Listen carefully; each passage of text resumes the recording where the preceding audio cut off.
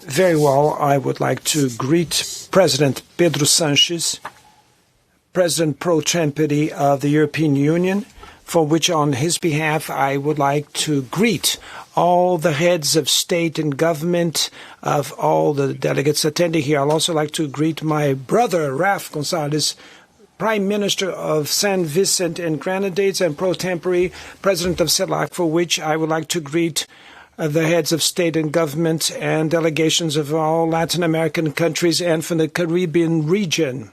I also would like to greet the President, Charles Michel, the President of the European Council, and Ursula Leyen, President of the European Commission, and Roberta Metsola, the President of the Parliament, the European Parliament, and all the other delegates. My dear friends, the last time I was in Brussels, I need my glasses, it seems. The last time that I was in Brussels, in November of 2021, I made a speech at the European Parliament still as a candidate for the presidency in Brazil. I made appeal for the unity of all countries in favor of the future of our planet and of humanity. On that occasion, I said that in the era of so many uncertainties, will survive only an ancestral certainty. The human being was not made to be alone. In the beginning of the humanity, alone, we would be easy praise for the beasts that exist in those days. 200,000 years after, we're still alone and still more vulnerable vis-a-vis the wars, pandemics, hunger, inequalities, climate change crisis that could take humanity to end its life on the planet. Today, as President of Brazil, I continue to move this forward with the same conviction. I am sure that beyond the fundamentals of trade agreements, this summit meeting between European Union and CELAC represents an important step forward in building a world that we dream, a world that would have more solidarity, much more fraternal and less uneven, and that we will not build this world alone. Ladies and gentlemen, I would like to greet the work of the presidency of Spain and St. Vincent and Grenadines for organizing this meeting that didn't happen for 8 years. One of the first acts of the foreign affairs policy, my third term, was to determine for us to come back to CELAC, a forum which the creation of this forum, Brazil has taken great participation. Since its formation, CELAC has built consensus, important consensus, as proclaiming Latin America and the Caribbean region as a peace zone since 2014. We also acted very quickly during the COVID-19 pandemics, and we did not omit ourselves vis-a-vis the challenges of hunger and of unlawful transnational acts. And I would like to make a special mention to the presidency from Mexico and Argentina in CELAC that were essential to reinforce the role of the region in the new coming multipolar order. Dialogues with the European Union, China, India, African Union, and the Association of the Southeast Asian nations demonstrate the plurality of interests in our region. With Europe, we share a long track record of social and economic ties. The cooperation between the two regions should reflect the realities and priorities of both sides of the Atlantic Ocean. For Latin America and the Caribbean region, this could be translated in a clear-cut focus in reducing inequalities and the eradication of hunger and poverty. We would have to find a roadmap to overcome the asymmetries that exist between social and economic development. Initiatives of mobilizing resources and investments are welcome, and they should also include technology transfers and a true integration of the production chain. We need a partnership that would end the International Labor Division that condemns Latin America and the Caribbean region to supply raw materials and migrant labor force that is badly paid and discriminated. The convergence between our regions should not be restricted to the interdependence of our economies. It should also happen in the field of our values. The European Union is a role model of how to build in a democratic fashion. Its legacy in the post-Second World War is the proof that we can overcome the deepest disagreements when there is political will around peace. Our regions are threatened by political extremism, by manipulation of information and fabrication of information, and by the violence that attacks and silences minorities. There's no democracy without respecting diversity, without including the women's rights, the black rights, the indigenous people rights, LGBTQI+, poor and migrants.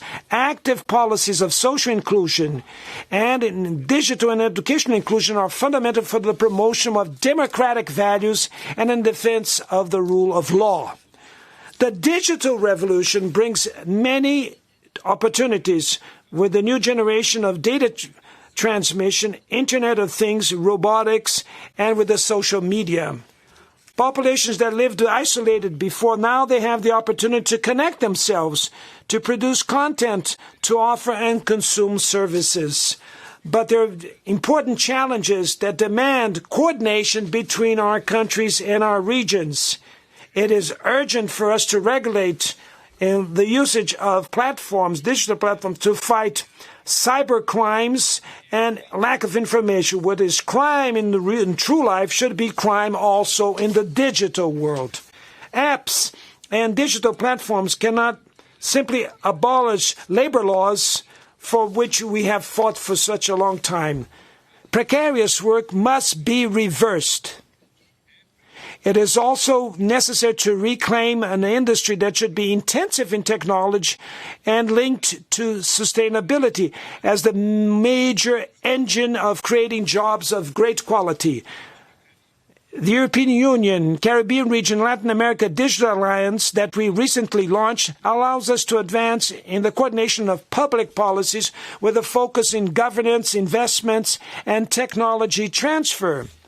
The initiative of the Secretary General of the UN about the integrity of information and UNESCO's agenda about the regulation of digital platforms also are part of fundamental contribution for the multilateral debate on governance. We want to assure a fair trade relation that is sustainable and inclusive. The conclusion of the Mercosur-European Union agreement is priority that we have, and it should be based on mutual trust and not in threats. The defense of environmental values that we all share cannot be an excuse for protectionism. The purchasing power of the state government is an essential tool for the investments in healthcare, education, and innovation. Its maintenance is a precondition for the green industrialization that we want to implement. To protect the tropical Amazon region is an obligation. We will eliminate deforestation till 2030, but in the tropical forest cannot be seen only as an ecological sanctuary. Sustainable development has three inseparable dimensions: the economic, the social, and the environmental. The world needs to be concerned with the right of living well of the inhabitants of the Amazon rainforest, tropical forest. It's with this objective that we will host, in less than a month from now, a summit meeting of the Amazon countries in the city of Beijing in the heart of the forest. Ladies and gentlemen, the model of global governance that we have today makes it continue the asymmetries and increase instability and reduce the opportunity for developing countries. In Haiti, we have a severe multidimensional crisis that will not be resolved if you only approach by migration and security aspects. To overcome that crisis, we will need mobilization of adequate resources for structuring development projects. The Ukraine war is another confirmation that the UN Security Council does not meet the challenges that we have today to peace and security. Even their own members do not respect the UN Charter. In line with the UN Charter, we do not accept vehemently We do not accept the use of force as a means to resolve disputes. Brazil supports all the initiatives that were promoted by different countries and regions in the favor to cease fire immediately of the hostilities and a negotiated peace.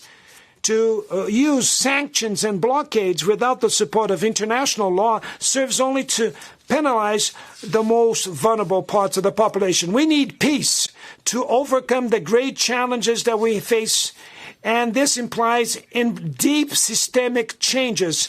To split the world in antagonistic blocks would be crazy. We cannot delay anymore the global governance, and this will be one of the main issues during the Brazilian chair of the G20 next year. The legitimate concerns of the developing countries should be met, and we need adequately to be represented in the decision-making bodies. Ladies and gentlemen, in 2021, when I addressed the European Parliament, the world was going through one of its major problems, COVID-19. The pandemic has passed, but humanity seems that had not learned that very tough lesson. We kept the irresponsible habits of consumption that are incompatible with the survival of the planet. Inequality only makes it grow. The rich became even more richer, and the poor became even more poor. 735 million human beings are now under hunger, according to a report that was publicized by FAO last week. And even with all these signs of warning that are being emitted by the planet, even those that deny the climate crisis and even those that don't deny the climate crisis, they hesitate in adopting concrete measures. In 2009, the rich countries committed themselves to a fund of $100 billion per year for the developing countries as a way to offset the evils that they caused to the planet since the Industrial Revolution. This commitment was never fulfilled. And if that wasn't sufficient, the war in the heart of Europe came to increase hunger and inequality, and at the same time it raised the global military spending. Only in 2022, instead of eliminating the hunger of millions of human beings, the world has spent $2.24 trillion to food the war machine that only causes deaths, destruction, and even more hunger. This summit, EU and CELAC, is also a way for us to say, enough with that. Another world is possible. We're the ones that should build it, with many hands joining. Thank you very much.